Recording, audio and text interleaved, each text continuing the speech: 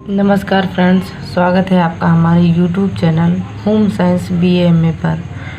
Friends, इस video में हम आपको home science BA second year तथा थर्ड सेमेस्टर का यूनिट फर्स्ट संतुलित आहार पढ़ाएंगे। आइए देखते हैं संतुलित आहार क्या होता है। संतुलित आहार वह भोजन होता है जिसमें सभी पौष्टिक तत्व व्यक्ति विशेष की शारीरिक मांग, आयु, वजन और क्रियाशीलता अवस्था आदि के अनुसार उचित मात्रा तथा अनुपात में उपस्थित हो। संतुलित आहार वह आहार होता है जिसमें किसी एक व्यक्ति के हिसाब से, उसकी आयु के हिसाब से, उम्र के हिसाब से, वजन के हिसाब से, लिंग के हिसाब से जो हमारे भोजन का अनुपात होता है वह बराबर होता है, तो क्या कहलाता है? संतुलित आहार कहलाता है। उसके बाद देखते हैं संतुलित आहार की विशेषताएं क्या क्या होती हैं। सबसे पहली जो विशेषता होती है, संतुलित आहार में विभिन्न खाद्य पदार्थ सम्मिलित होते हैं। जो हमारा संतुलित आहार होता है उसमें जो हमारा विभिन्न खाद्य पदार्थ होता है सभी सम्मिलित होते हैं तथा विभिन्न खाद्य पदार्थों से मिलकर ही हमें संतुलित आहार की प्राप्ति होती है। दूसरी विशेषता क्या है? संतुलित आहार शरीर की पोषक तत्वों की आवश्यकताओं को पूर्ण करता है। संतुलित आहार का काम क्या होता है? जो हमारे शरीर में पोषक तत्वों की आवश्यकता होती है उसको वो क्या करता है? उसको शरीर में जाकर के पूर्ति करता है।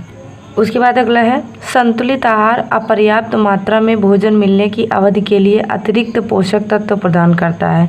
जैसे संतुलित आहार क्या होता है, पहले से ही हमारे शरीर में जो आहार हम किए रहते हैं वह पोषक तत्व हमारे शरीर में विद्यमान रहता है तथा हमें कभी कभी किसी समय अपर्याप्त आहार मिलने के बाद भी हमें कमी महसूस नहीं होती, क्योंकि हम पहले से ही संतुलित आहार लिए होते हैं तो वह हमारे शरीर में स्टोर रहता है। उसके बाद अन्य विशेषताएं देखते हैं। जैसे संतुलित आहार में विभिन्न प्रकार के खाद्य पदार्थ शामिल होते हैं। संतुलित आहार में सभी पोषक तत्वों के लिए RDA मिलता है। संतुलित आहार में पोषक तत्वों को सही अनुपात शामिल होते हैं। यह पोषक तत्वों के लिए सुरक्षा मार्जिन प्रदान करता है। इसमें अच्छे स्वास्थ्य को बढ़ावा देना तथा उसका संरक्षण शामिल होता है। लंबाई व आयु के अनुसार शरीर के वजन को बनाए रहता है। उसके बाद अगला हम टॉपिक देखते हैं संतुलित आहार की आवश्यकता एवं महत्व। इसमें क्या देखते हैं? पहला है आवश्यकता अनुसार पोषक तत्वों की प्राप्ति। इसमें क्या होता है कि जो हमारे शरीर की जितनी मात्रा में पोषक तत्वों की आवश्यकता होती है वो हमें प्राप्ति हो जाती है। अगला है अपर्याप्त मात्रा में भोजन मिलने की अवधि में शरीर को अतिरिक्त पोषक तत्व प्रदान करना। जैसे जो भी भोजन हम अपर्याप्त लेते हैं, हमारे शरीर के हिसाब से भोजन की मात्रा कम होता है तथा जो हम पहले से पोषक तत्व लिए होते हैं वो क्या करता है? हमारे शरीर को शक्ति प्रदान करता है। उसके बाद अगला है शरीर निर्माण एवं बुद्धि के लिए आवश्यक। ये क्या करता है? हमारे शरीर का उचित विकास करता है तथा हमारी बुद्धि के लिए आवश्यक होता है। उसके बाद शारीरिक क्रियाओं का सुचारू संचालन। अगर हमारे शरीर में पोषक तत्व उपस्थित होते हैं तभी हमारे शारीरिक जो क्रियाएं होती हैं वो अच्छी तरीके से चलती हैं। उसके बाद अगला है शरीर की सुरक्षा के लिए। अगर यह पोषक तत्व हमारे शरीर में होता है, जैसे विटामिन हो गया, खनिज लवण हो गया, तो यह हमें बीमारियों से बचाता है। उसके बाद है धातु निर्माण के लिए आवश्यक। धातु निर्माण के लिए आवश्यक, जैसे हमारे शरीर में रक्त पाई जाती है, अगर हम आयरन वाली चीज़ खाते हैं तो हमारे शरीर में रक्त का निर्माण करती हैं। उसके बाद आगे है शक्ति या ऊर्जा निर्माण के लिए आवश्यक। संतुलित आहार से हमें शक्ति मिलती है, कार्य करने के लिए ऊर्जा मिलती है। उसके बाद समग्र स्वास्थ्य की दृष्टि से आवश्यक। अगर संतुलित आहार की बात करें तो ये जितने भी हमारे शरीर में पोषक तत्व होते हैं सभी से हमें संतुलित आहार की प्राप्ति होती है। यह हमारे पूरे शारीरिक दृष्टि के लिए यह क्या होता है? आवश्यक होता है। उसके बाद अगला हम टॉपिक देखते हैं संतुलित आहार के तत्व एवं स्रोत। संतुलित आहार के कौन से तत्व होते हैं तथा संतुलित आहार की प्राप्ति हमें किस चीज़ से तथा कहाँ से होती है। फ्रेंड्स, अगर संतुलित आहार की बात की जाए तो ये 6 पौष्टिक तत्व होते हैं जो जिनसे हमें संतुलित आहार की प्राप्ति होती है। यही 6 पोषक तत्व मिल करके हमारे भोजन को संतुलित बनाते हैं। जैसे प्रोटीन, कार्बोहाइड्रेट, वसा, विटामिन, खनिज लवण तथा जल। शरीर को स्वस्थ रखने हो तो भोजन की एक संतुलित मात्रा होना अति आवश्यक है जिसमें समस्त पोषक तत्व विद्यमान हो। तो आइए सबसे पहला पोषक तत्व हम देखते हैं प्रोटीन। प्रोटीन का अर्थ सबसे पहले समझते हैं। प्रोटीन ग्रीक भाषा के प्रोटीज शब्द से बना हुआ है, जिसका अर्थ होता है सर्वोत्तम भोज्य पदार्थ या प्रथम स्थान ग्रहण करने वाला। फ्रेंड्स, प्रोटीन जो होता है वह ग्रीक भाषा के प्रोटिया शब्द से बना है, जिसका अर्थ होता है सर्वोत्तम भोज्य पदार्थ या प्रथम स्थान ग्रहण करने वाला। इसको प्रथम स्थान ग्रहण करने वाला क्यों कहा जाता है? क्योंकि हमारे शरीर में जो सेल्स पाई जाती हैं, सेल्स से हमारे शरीर का निर्माण होता है। तो जो सेल्स होती हैं वो किसकी बनी होती हैं? वो प्रोटीन की ही बनी होती हैं। इसीलिए इसको कहा जाता है कि प्रथम स्थान ग्रहण करने वाला, क्योंकि सेल्स से हमारी शरीर बनी हुई है। तो सेल्स किसकी बनी हुई है? सेल्स जो होती हैं वो प्रोटीन की बनी हुई होती हैं। उसके आगे देखते हैं, प्रोटीन शरीर के तंतुओं में समाहित रहता है। इन तंतुओं के अतिरिक्त रक्त, हार्मोन्स, हड्डियों तथा दांतों में भी कुछ मात्रा में प्रोटीन होता है तथा प्रोटीन का निर्माण अमीनो अम्ल के द्वारा होता है। प्रोटीन अपने सरलतम रूप अमीनो अम्ल में टूट करके छोटे छोटे टुकड़ों में विभाजित होता है। आगे देखते हैं, प्रोटीन प्राप्ति के साधन या प्रोटीन के स्रोत। अगर प्रोटीन प्राप्ति के साधन की बात की जाए तो यह हमें दो रूपों में मिलता है। एक वनस्पति जगत से प्राप्त प्रोटीन, दूसरा प्राणिज जगत से प्राप्त प्रोटीन। प्राणिज जगत से प्राप्त प्रोटीन वह होता है जो हमें प्राणियों से प्राप्त होते हैं, जैसे मांस, मछली, अंडा, दूध। और वनस्पति जगत से प्राप्त प्रोटीन वह होता है जो हमें वनस्पति खेतों से तथा पेड़ों पौधों से प्राप्त होता है। अगर दोनों में कंपैरिजन करके पूछा जाए कि सबसे ज़्यादा किस में पाया जाता है, तो सबसे ज़्यादा जो प्रोटीन होता है अंडा, मछली, मांस में पाया जाता है। उसके बाद अगर पूछा जाए उसके बाद किस में पाया जाता है, तो वनस्पति जगत में सबसे ज़्यादा प्रोटीन सोयाबीन में पाया जाता है, 43% प्रोटीन पाया जाता है। उसके बाद दाल में, उसके बाद जो है सूखे मेवे में, इसी तरीके से पाया जाता है। उसके बाद देखते हैं प्रोटीन के कार्य एवं उपयोगिता। देखते हैं हमारे शरीर में प्रोटीन के क्या कार्य होते हैं तथा हमारे शरीर के लिए क्यों महत्वपूर्ण होते हैं। सबसे पहला, शरीर की वृद्धि तथा विकास करना। शरीर प्रोटीन का जो सबसे पहला कार्य होता है वह हमारे शरीर की वृद्धि तथा विकास के लिए सहायक होता है। दूसरा क्या होता है, शारीरिक क्षतिपूर्ति तथा रखरखाव के लिए। हमारे शरीर में जो कोशिकाएं टूटती रहती हैं, फिर से रिपेयर होती रहती हैं तथा फिर से बनती रहती हैं, उसमें क्या करता है, प्रोटीन जो है क्षतिपूर्ति की रखरखाव के लिए सहायक होता है। उसके बाद हम देखते हैं रोग निरोधक क्षमता उत्पन्न करना। प्रोटीन से हमारी जो इम्यूनिटी होती है वह मजबूत होती है। उसके बाद ऊर्जा उत्पादन हेतु उपयोगी, या जो है वसा और कार्बोज की अनुपस्थिति में यह हमें ऊर्जा की भी प्राप्ति करता है। उसके बाद है विभिन्न एंजाइम एवं हार्मोन्स का निर्माण। हमारे शरीर में जो विभिन्न प्रकार के एंजाइम तथा हार्मोन्स होते हैं उनका निर्माण कौन करता है? प्रोटीन करता है। उसके बाद हम देखते हैं प्रोटीन की कमी का प्रभाव। प्रोटीन की कमी का प्रभाव, बच्चों पर प्रोटीन की कमी का प्रभाव क्या पड़ता है, देखते हैं। प्रोटीन की कमी का प्रभाव बच्चों में दो प्रकार की बीमारी उत्पन्न करता है। एक क्वार्सियोरकर होता है तथा दूसरा मैरास्मस होता है। दोनों के सिम्टम्स लगभग एक ही होते हैं। उसके बाद देखते हैं इसमें क्या लक्षण होते हैं। यह रोग हो जाने पर पूरे शरीर पर सूजन आ जाती है, बालक की त्वचा शुष्क एवं रूखी हो जाती है, भूख घटने लगती है, रोग प्रतिरोधक क्षमता घटने लगती है और बच्चे का यकृत जो होता है वह बढ़ जाता है तथा इसके बढ़ने से जो पेट होता है वह बाहर निकल आता है। उसके बाद देखते हैं वयस्कों पर प्रोटीन की कमी का प्रभाव। बड़े लोगों पर क्या प्रभाव पड़ता है, देखते हैं। जिस प्रोटीन की कमी का वयस्कों पर विशेष प्रकार से प्रभाव पड़ता है, जिसके परिणाम स्वरूप शरीर का भार कम होने लगता है। इसके साथ ही शरीर में रक्त की कमी होने लगती है, शरीर की रोग प्रतिरोधक क्षमता घटने लगती है, जिसके परिणाम स्वरूप पैरों तथा स्नायुगुहा वाले भाग में सूजन आ जाती है तथा हड्डियां क्या होती हैं, कमज़ोर हो जाती हैं। उसके बाद क्या है, प्रोटीन की कमी को दूर करने के उपाय। अगर इसमें प्रोटीन की कमी को दूर करने के उपाय की बात की जाए तो प्रोटीन की कमी तभी पूरी की जा सकती है उसी से पूरी की जा सकती है जिसमें प्रोटीन की प्राप्ति होती है। अगर किसी व्यक्ति के शरीर में प्रोटीन की कमी हो गई है तो जिसमें प्रोटीन प्राप्ति होती है जिस भोज्य पदार्थ से, अगर उस भोज्य पदार्थ को हम व्यक्ति को खिलाएं तो धीरे धीरे उसके शरीर से प्रोटीन की कमी को दूर किया जा सकता है। तो इस तरीके से प्रोटीन की कमी को दूर करने के लिए हमें प्रोटीन प्राप्ति वाले भोज्य पदार्थ को उस व्यक्ति को खिलाना चाहिए, जिससे उसके शरीर में प्रोटीन की कमी का प्रभाव दूर हो सके। उसके बाद अगला हम भोज्य पदार्थ देखते हैं कार्बोहाइड्रेट। कार्बोहाइड्रेट या कार्बोज से हमें ऊर्जा की प्राप्ति होती है। यह हमारे शरीर में ऊर्जा प्रदान करते हैं। मनुष्य की समस्त क्रियाओं को करने के लिए ऊर्जा की आवश्यकता होती है। यह ऊर्जा हमें कार्बोहाइड्रेट द्वारा प्राप्त होती है। सक्रिय या निष्क्रिय अवस्था में, चाहे जिस अवस्था में रहते हैं, हमारे शरीर को ऊर्जा की आवश्यकता होती है। शरीर के आंतरिक तथा बाहरी कार्यों को करने के लिए हमें ऊर्जा की आवश्यकता होती है और हमें उस ऊर्जा की प्राप्ति जो होती है वो कार्बोज नामक पोषक तत्व से प्राप्त होती है। उसके बाद देखते हैं कार्बोहाइड्रेट प्राप्ति के स्रोत। कार्बोहाइड्रेट भी हमें दो रूपों में प्राप्त होता है, एक स्टार्च के द्वारा, एक शर्करा के द्वारा। अगर शर्करा की बात करें तो इसमें जितनी भी मीठी वस्तुएं होती हैं सभी में पोषक वो कार्बोहाइड्रेट पाया जाता है। जैसे शर्करा का अर्थ ही होता है शक्कर, तो शक्कर कैसी होती है? शक्कर मीठी होती है।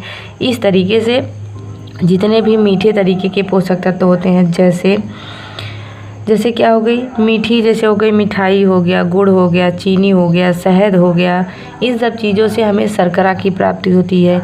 वहीं अगर स्टार्च की बात की जाए तो स्टार्च जो होता है वह टेस्टलेस होता है, उसका कोई स्वाद नहीं होता। जैसे आलू हो गया, चावल हो गया, ज्वार, बाजरा, मकई तथा इनसे बनी चीज़ें जो होती है उसमें क्या पाया जाता है? कार्बोहाइड्रेट पाया जाता है। उसके बाद हम कार्बोहाइड्रेट के कार्य देखते हैं कि वह हमारे शरीर में जाकर के कौन कौन से कार्य करते हैं। इनका जो सबसे पहला तथा मुख्य कार्य होता है, यह हमारे शरीर में ऊर्जा प्रदान करते हैं, हमारे शरीर को ऊर्जा प्रदान करते हैं। ऊर्जा के द्वारा ही विभिन्न कार्यों को हम कर सकते हैं। उसके बाद अगला है कैल्शियम के अवशोषण में सहायक।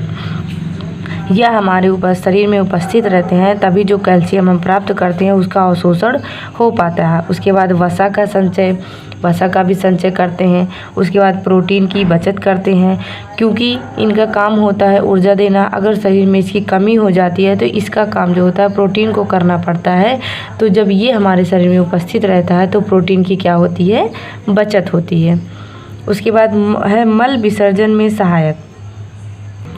यह शरीर को मल विसर्जित करने में भी सहायक होता है। उसके बाद आवश्यक तत्वों के स्रोत।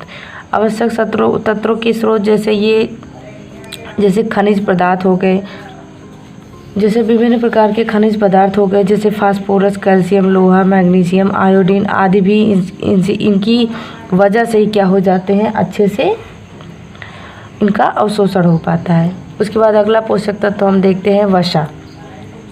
वसा का भी मुख्य कार्य होता है शरीर को ऊर्जा प्रदान करना, और कार्बोज का भी मुख्य काम होता है शरीर को ऊर्जा प्रदान करता है। लेकिन जो कार्बोज होता है वह सरल एवं सुपाच्य होता है, वह उसका पाचन हमारे मुंह में ही हो जाता है, वह बहुत ही सरल होता है। लेकिन जो वसा होती है वो भी ऊर्जा देने का कार्य करती है, लेकिन जो वसा होती है वह हमारे शरीर में ज़्यादा देर तक स्टोर होती है तथा वह हमें ज़्यादा देर तक ऊर्जा देने का कार्य करती है। लेकिन जो कार्बोज होता है वह कम समय के लिए ही होता है। अगर इसके निर्माण की बात की जाए तो इसका निर्माण जो होता है मुख्य रूप से कार्बन, हाइड्रोजन और ऑक्सीजन से होता है। और इसकी प्राप्ति के साधन की बात की जाए तो जितने भी चिकनाई वाले चीज़ें होते हैं सभी में वसा की प्राप्ति होती है। जैसे घी, मक्खन, तेल इत्यादि जितने भी चीज़ होते हैं उसमें क्या होती है? हमें चिकनाई वाले चीज़ों में क्या होती है? हमें वसा की प्राप्ति होती है। आगे देखते हैं वसा के गुण। वसा के क्या क्या गुण होते हैं? अधिकतम वसा चिकनी होती है। इसका सबसे पहला गुण क्या होता है कि इसमें बहुत ही ज़्यादा चिकनाई होती है या बहुत ही ज़्यादा चिकनी होती है। उसके बाद आगे देखते हैं वनस्पति से प्राप्त वसा सदैव तरल अवस्था में ही रहती है, केवल नारियल के तेल को छोड़कर। केवल नारियल का ही तेल ऐसा होता है जो सर्दियों में क्या होता है? जमने लगता है। नहीं तो जितने भी वसा होती हैं सभी तरल अवस्था में होती हैं, जैसे सरसों का तेल, तिल का तेल, सोयाबीन का तेल आदि। वसा पानी में अघुलनशील होती है तथा घुलती नहीं है। उसके बाद वसा प्राप्ति के स्रोत। वसा प्राप्ति के स्रोत, जैसा कि मैंने बताया कि इसमें हमें 2 रूपों से प्राप्त होती है। प्राणिज रस साधन जो हमें प्राणियों से प्राप्त होती है, जैसे मलाई, मक्खन, घी, खोया, मांस, मछली तथा अंडे का पीला भाग आदि। उसके बाद वनस्पतियों से हमें क्या प्राप्त होता है, जैसे तेल, सरसों का तेल, तिल, मूंगफली, नारियल, वनस्पति घी, अखरोट, काजू, बादाम, पिस्ता, इसका सबका क्या होता है, हमें जो है वनस्पति से प्राप्त होता है।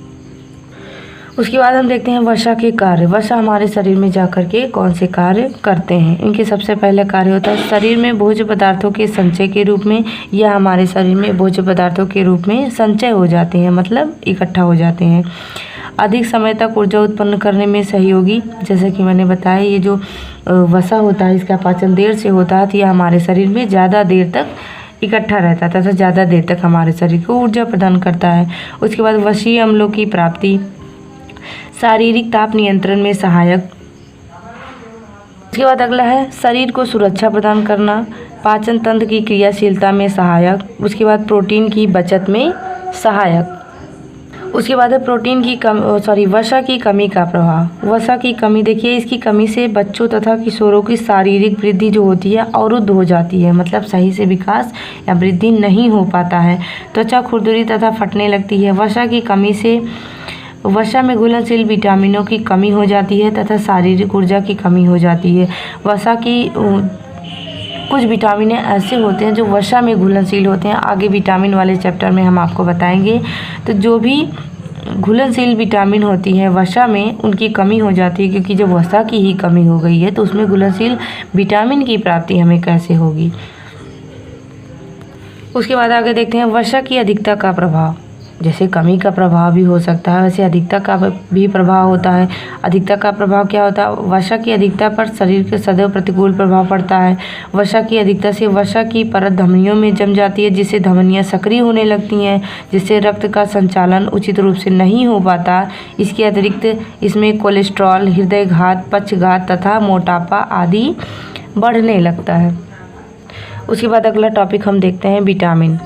विटामिन जटिल कार्बनिक पदार्थ होते हैं एवं शरीर की उपापचयी क्रियाओं में भाग लेते हैं। ये कार्बन, हाइड्रोजन, ऑक्सीजन, नाइट्रोजन एवं सल्फर आदि तत्वों से मिलकर के बने होते हैं। इनकी जो मात्रा होती है हमारे शरीर में बहुत ही ज़्यादा कम होती है, लेकिन ये हमारे शरीर के लिए बहुत ही ज़्यादा उपयोगी या आवश्यक होते हैं, क्योंकि ये हमारे शरीर में रोगों से सुरक्षा करते हैं। अगर विटामिन के प्रकार की बात की जाए तो विटामिन मुख्य रूप से 6 प्रकार के होते हैं, लेकिन इधर हम उसको 2 भागों में बांट करके देखेंगे। अगर घुलनशीलता के आधार पर देखें तो इसको हम 2 भागों में बांटते हैं, एक जल में घुलनशील विटामिन, दूसरा वसा में घुलनशील विटामिन। कुछ विटामिन ऐसे होते हैं जो जल में घुलते हैं तथा कुछ विटामिन ऐसे होते हैं जो वसा में घुलते हैं। जल में घुलने वाले विटामिन जो होते हैं विटामिन बी तथा सी होते हैं। वसा में घुलने वाले विटामिन ए, डी, ई, के होते हैं। जो जल में घुलनशील विटामिन होते हैं वह जल में घुलते हैं तथा हमारे शरीर से जल बाहर निकलने के साथ साथ वो भी बाहर निकल जाते हैं। इसीलिए हमको जल में घुलनशील विटामिन सी, बी और सी को डेली लेना पड़ता है, क्योंकि अगर हम डेली नहीं लेंगे तो जल के साथ बाहर निकल जाने से इसकी हमारे शरीर में कमी हो जाती है। उसके बाद जो वसा में घुलनशील विटामिन होती है, वसा हमारे शरीर में एकत्रित होता है, इसीलिए जो घुलनशील विटामिन वसा में होती हैं उसकी कमी जल्दी नहीं होता है। उसके बाद देखते हैं विटामिन के कार्य एवं स्रोत। विटामिन ए के बारे में देखते हैं, इसके कार्य क्या होते हैं। विटामिन ए त्वचा, श्लेष्मिक झिल्ली तथा आँखों के लिए यह आवश्यक होते हैं। विटामिन ए मुख्य रूप से हमारी आँखों के लिए आवश्यक होती हैं। इसकी कमी से रतौंधी नामक रोग हो जाता है। उसके बाद हम देखते हैं विटामिन ए प्राप्ति के साधन। यह ज़्यादातर हमें पीले फलों से प्राप्ति होती है। जैसे सबसे ज़्यादा विटामिन ए जो होता है वह गाजर में, पपीता में तथा कद्दू में आदि इसमें सबसे ज़्यादा पाया जाता है। उसके अतिरिक्त जो मछली का तेल होता है उसमें भी बहुत ही ज़्यादा मात्रा में पाया जाता है। उसके बाद हम देखते हैं विटामिन डी। इसके क्या कार्य होते हैं। विटामिन डी शरीर में कैल्शियम की पर्याप्त मात्रा ग्रहण करने तथा हड्डियों को मजबूत बनाने में सहायक होता है। विटामिन डी जो होता है उसकी कमी से हमारे शरीर में रिकेट्स नामक रोग हो जाता है, जिसमें हमारे पैर की जो हड्डियाँ होती है वो मुड़ जाती हैं। उसके प्राप्ति के साधन दूध, मक्खन, अंडे का पीला भाग, घी, मछली का तेल आदि। उसके बाद विटामिन सी देखते हैं। शरीर की कोशिकाओं को मजबूती प्रदान करना रक्त वाहिनियों को मजबूती बनाना तथा रोग प्रतिरोधक क्षमता उत्पन्न करना। साधन में देखते हैं अमरूद, संतरा, आंवला, नींबू, मौसमी, टमाटर, हरी सब्जियां, अंकुरित चना तथा मूंग आदि। उसके बाद देखते हैं विटामिन ए। शारीरिक वृद्धि एवं वजन बढ़ाने के लिए अतिरिक्त प्रजनन के लिए आवश्यक एवं सहायक होता है। साधन क्या होते हैं? तेल, दालें, अंडा, मूंगफली का तेल, पालक, गाजर, अंकुरित दालें आदि। उसके बाद देखते हैं विटामिन के। यह विटामिन रक्त स्राव रोकने तथा उनका थक्का जमाने में सहायक होता है। यह प्राप्ति किसमें होती है? हरी साग सब्जियां, पालक, सलाद, पत्ता गोभी, फूल गोभी, गाजर, मटर आदि। उसके बाद हम देखते हैं विटामिन बी। विटामिन बी जो होता है वह अकेला ना होकर कई विटामिनों का समूह होता है तथा वह कई विटामिनों से मिल करके बना होता है। विटामिन बी की कमी से बेरी-बेरी नामक रोग हो जाते हैं। तो बेरी-बेरी जो नामक रोग होते हैं वो विटामिन बी1 की कमी से होता है। विटामिन बी जो होता है कई विटामिनों से मिल करके बना होता है। जैसे हम सबसे पहले विटामिन देखते हैं विटामिन बी1, जिसका रासायनिक नाम होता है थायमिन। विटामिन बी1 का कार्य क्या होता है कि यह सामान्य भूख, पाचन शक्ति तथा स्वास्थ्य को बढ़ाने तथा भोजन शर्करा को ऊर्जा में परिवर्तित करने का कार्य करता है मुख्य रूप से। और प्राप्ति के साधन क्या होते हैं? चावल, अनाज, काष्ठ, फल, तिलहन, कलेजी। कलेजी में क्या होगा? जैसे जानवरों की कलेजी होती है, अंडे, मांस, फलियां आदि। उसके बाद विटामिन बी2, जिसका रासायनिक नाम है राइबोफ्लेविन। इसका कार्य विभिन्न कोशिकाओं को ऑक्सीजन के प्रयोग में सहायता देना, आँख, नाक, कान तथा होठों के किनारे फटने से बचाना। प्राप्ति के साधन मुख्यतः दूध, दही, पनीर, अंडे, मांस, कलेजी, हरी सब्जियां, दालें, मुर्गी, मछली आदि। उसके बाद देखते हैं विटामिन बी12। विटामिन बी12 का रासायनिक नाम क्या होता है? साइनोकोबालामिन। इसका कार्य क्या होता है? लाल रक्त कोशिकाओं का निर्माण करना। साधन क्या है? मांस, कलेजी, अंडे, दूध तथा दूध से निर्मित पदार्थ। उसके बाद नियासिन या नाइसिन, निकोटिनिक एसिड, ये विटामिन बी3 होता है। इसका प्रमुख कार्य त्वचा, पेट, आंतों तथा स्नायु तंत्र को स्वस्थ रखना होता है। प्राप्ति के साधन क्या है? साबुत अनाज। साबुत मतलब होता है जो खड़े अनाज होते हैं, पीसे मतलब पीसे नहीं, जैसे 2 टुकड़े में नहीं होते हैं, ये खड़े होते हैं, जैसे दालें, मांस, तिलहन, खमीर, नट्स, फलियां आदि। उसके बाद फोलिक एसिड या विटामिन बी9 होते हैं। इनके कार्य क्या है? फोलिक एसिड खून के निर्माण में सहायक होता है। साधन क्या है? काष्ठ, फल, अनाज, दालें, तिलहन, सब्जियां, दूध, फल आदि। उसके बाद आगे देखते हैं विटामिन की उपयोगिता क्या होती है। खाद्य पदार्थों में पर्याप्त विटामिन सम्मिलित रहने के कारण ही यह विभिन्न रोगों से लड़ने के लिए प्रतिरोधक क्षमता का विकास करता है। विटामिन ए त्वचा, श्लेष्मिक झिल्ली, आंतरिक अंगों, बाह्य आवरण एवं आँखों को स्वस्थ बनाए रखता है। शरीर को चुस्त दुरुस्त तथा स्वस्थ बनाए रखता है, क्योंकि इसकी कमी से हमारे शरीर में बीमारियां हो जाती हैं। पर्याप्त विटामिन के द्वारा अच्छी भूख लगती है तथा ये शारीरिक क्षतिपूर्ति में भी सहायक होती हैं। 5वें पोषक तत्व के बारे में देखते हैं, जिसका नाम होता है खनिज लवण। खनिज लवण यह भी एक प्रकार का रासायनिक तत्व है जो प्रकृति में स्वतंत्र रूप से पाया जाता है। खनिज लवण भी विटामिन की तरह शरीर को स्वस्थ एवं संचालन में महत्वपूर्ण भूमिका निभाता है। अगर खनिज लवण की बात की जाए तो इसकी मात्रा भी हमारे शरीर में केवल 4% होती है। 4% होने के साथ साथ यह हमारे शरीर से रोगों से रक्षा करता है, लेकिन यह परसेंट में तो 4 ही होता है, लेकिन यह हमारे शरीर के लिए अति आवश्यक होता है, क्योंकि इसकी कमी से हमारे शरीर में जो है बीमारियां हो जाती हैं। यह हमारे हड्डियों, दांतों व मांसपेशियों का निर्माण करते हैं तथा कोशिकाओं की मरम्मत करता है। आगे देखते हैं खनिज लवणों के कार्य एवं महत्व। सबसे पहला इसका कार्य क्या है? दांतों एवं हड्डियों का निर्माण करना। उसके बाद है कोमल तंतुओं का निर्माण करना। ये जो खनिज लवण होते हैं यह कठोर भाग में 99% होते हैं तथा जो हमारा कोमल अंग होता है उसमें 1% कैल्शियम होता है। उसके बाद अगला है रक्त निर्माण में सहायक। यह रक्त का निर्माण करता है। शारीरिक क्रियाओं के लिए नियामक कार्य। शारीरिक क्रियाओं के लिए नियामक कार्य क्या होते हैं, जैसे रक्त में अम्ल तथा क्षार के संतुलन को बनाए रखने में खनिज लवणों की विशेष भूमिका होती है। उसके बाद विभिन्न ग्रंथियों के द्वारा स्रावित होने वाले रसों के द्वारा विभिन्न शारीरिक क्रियाओं का संचालन किया जाता है। उसके बाद विभिन्न खनिज लवण पाचन क्रिया को व्यवस्थित करने हेतु पाचक रसों का निर्माण करता है। विभिन्न पदार्थों के घुलनशील बनने में खनिज लवणों की विशेष भूमिका होती है। उसके बाद देखते हैं यहाँ कुछ मुख्य खनिज लवण दिए गए हैं, जैसे सबसे पहले लोहा होता है, क्योंकि इसकी आवश्यकता हमारे शरीर में सबसे ज़्यादा होती है। हमारे शरीर में रक्त में उपस्थित हीमोग्लोबिन के निर्माण में लोहे की प्रमुख भूमिका होती है, क्योंकि हीमोग्लोबिन हमारे शरीर को ऑक्सीजन पहुँचाने तथा कार्बन डाइऑक्साइड को बाहर निकालने का कार्य करता है। इसकी प्राप्ति के साधन क्या होते हैं, जैसे हरी साग सब्जियाँ, फल, दालें, गुड़, सूखे मेवे, कलेजी, गुर्दा, मांस, मछली, अंडे, तिलहन, फलियां आदि। उसके बाद अगला है आयोडीन। आयोडीन विभिन्न प्राकृतिक स्रोतों से प्राप्त किया जाता है। आयोडीन मुख्यतः समुद्र द्वारा प्राप्त जल, वनस्पतियों, मछलियों से प्राप्त होता है। प्रत्येक व्यक्ति को 50 से 100 मिलीग्राम आयोडीन की प्राप्ति होती है। कार्य क्या होते हैं, यह थायराइड ग्रंथि से थायरॉक्सिन नामक हार्मोन्स के निर्माण में सहायक होता है। आयोडीन की कमी से घेंघा नामक रोग हो जाता है तथा लोहा की कमी से रक्ताल्पता नामक रोग हो जाता है।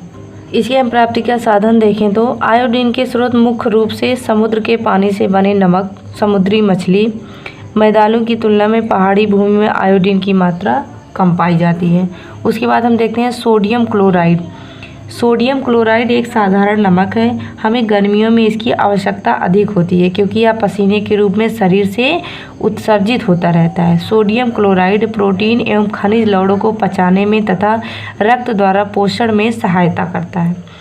प्राप्ति के साधन, सोडियम क्लोराइड विभिन्न भोज्य पदार्थों में उचित मात्रा में विद्यमान रहता है। सोडियम क्लोराइड का प्रयोग भोज्य पदार्थों में खाने वाले नमक के रूप में किया जाता है।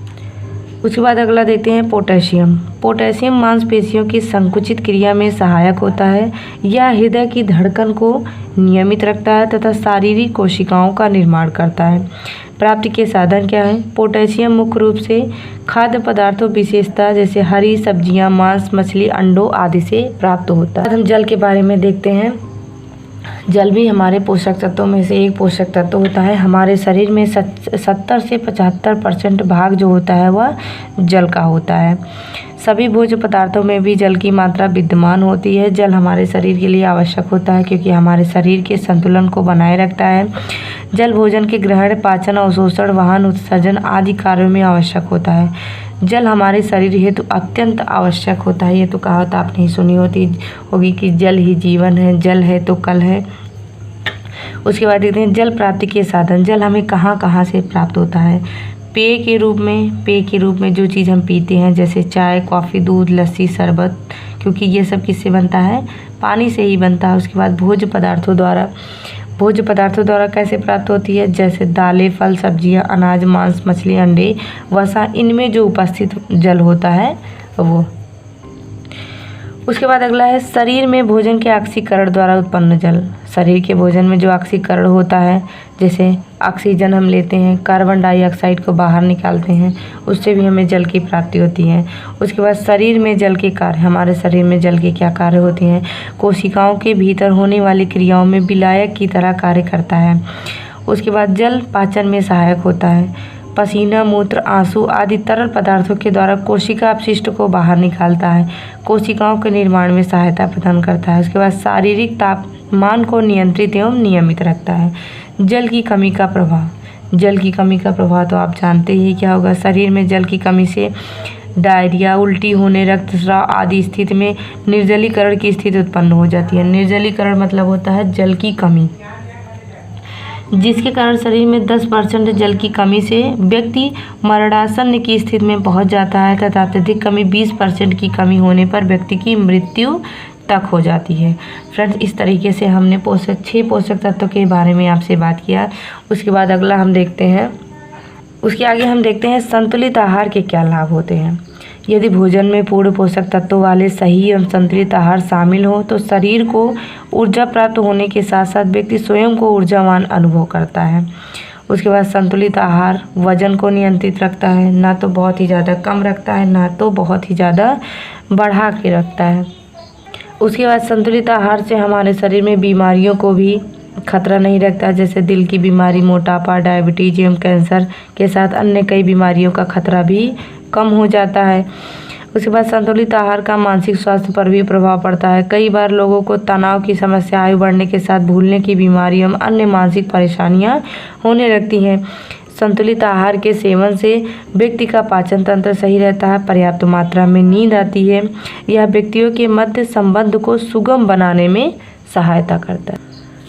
उसके बाद आगे हम देखते हैं खाद्य भोजन समूह। प्रत्येक व्यक्ति को उचित आहार का चुनाव करने के लिए भोजन में समाहित तत्व एवं उसकी उचित मात्रा के अनुपात का ज्ञान होना परम आवश्यक है, परंतु यह कार्य थोड़ा कठिन है। अतः यह आवश्यक है कि व्यक्ति पोषक तत्वों की आवश्यकता को भोजन के प्रकार एवं मात्रा में बदल ले। खाद्य समूह उन खाद्य पदार्थों का एक संग्रह है जो समान पोषक गुणों या जैविक वर्गीकरणों को साझा करते हैं। पोषण गाइड की सूची आमतौर पर खाद्य समूहों को खाद्य समूहों में विभाजित करती है। अनुशंसित आहार भत्ता स्वस्थ आहार के लिए प्रत्येक समूह की दैनिक सर्विसिंग की सिफारिश करती है। फूड ग्रुप या खाद्य भोजन समूह होते हैं, जैसे विभिन्न प्रकार के भोज्य पदार्थ होते हैं, उनके कुछ समूह में डिवाइड कर दिया जाता है, कुछ भाग में डिवाइड कर दिया जाता है ताकि उसको ग्रहण करने में हमें आसानी मिल सके। इसको दो भागों में विभाजित किया गया है। खाद्य के दो आधार हैं, शारीरिक कार्यों के आधार पर तथा पोषक तत्वों के आधार पर। शारीरिक कार्यों के आधार पर अगर हम देखें तो इसका कार्य क्या होता है? ऊर्जा प्रदान करना, टूट फूट की मरम्मत एवं वृद्धि करना, रोगों से सुरक्षा एवं नियंत्रण करना। उसके बाद दूसरा हम देखें पोषक तत्वों के आधार पर वर्गीकरण। पोषक तत्वों के आधार पर अमेरिका की नेशनल रिसर्च काउंसिल ने भोज्य पदार्थों को 7 आधारीय भोज्य समूहों में विभाजित किया है, जबकि भारतीय वैज्ञानिकों ने के अनुसार 5 भोज्य समूहों में विभाजित किया गया है। इस तरीके से हम सभी भोज्य पदार्थों को देखते हैं।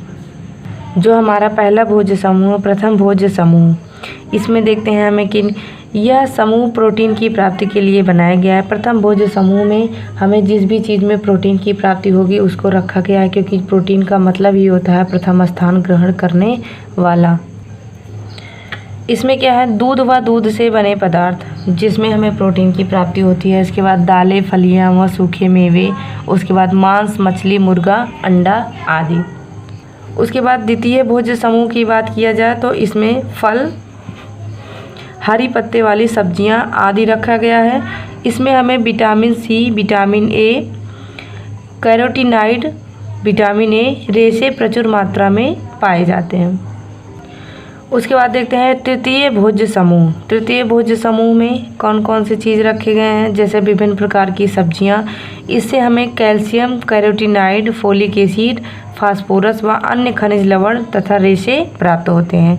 उसके बाद चतुर्थ भोज्य पदार्थ, इसमें कंदमूल, सब्जियां, आलू, प्याज, शकरकंद, गाजर, मूली, शलजम, चुकंदर आदि रखे गए हैं। इससे हमें कार्बोहाइड्रेट, कुछ मात्रा में प्रोटीन तथा वसा, vitamin B, vitamin B2, B1, folic acid, लव लवण एवं रेशे पाए जाते हैं।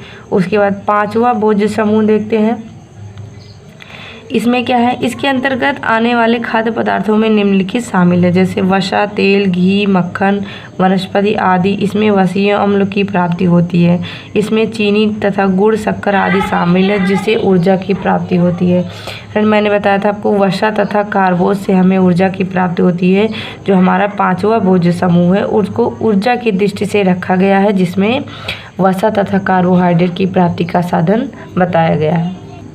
फ्रेंड्स, इस तरीके से मैंने संतुलित आहार वाला चैप्टर इस वीडियो में मैंने कवर किया है। अगर इसके पहले का वीडियो आपने नहीं देखा है तो उसको जाके वीडियो देखिए। धन्यवाद।